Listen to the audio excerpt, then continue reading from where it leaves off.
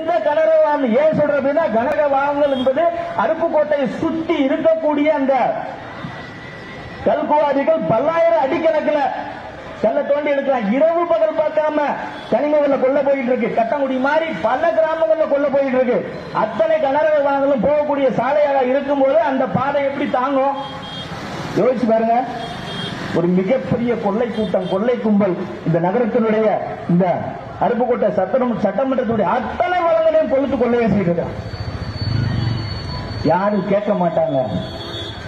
ஏன்னா இந்த மக்களை போதைக்கு அடிமையாக்கி வச்சிருக்கோம். செத்தா கூட கேட்க மாட்டாங்க. ஒருத்தர் செத்தா கூட கேட்க மாட்டான், 2 பேர் செத்தா கூட கேட்க மாட்டான், 65 பேர் செத்தா கூட கேட்க மாட்டான். இவங்க கொள்ளையடிச்சுட்டே இருக்கான்னு சொல்லிட்டு ஒரு திட்டமிட்டு கொள்ளையடிச்சிட்டு இருக்கான் இந்த திராவிட முன்னேற்ற கழக அரசாங்கம்.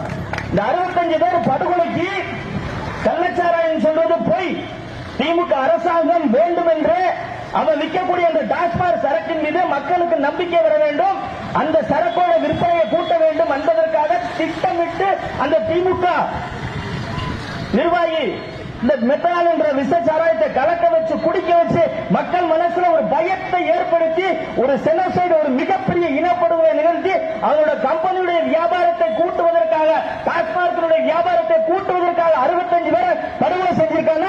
இந்த அரசு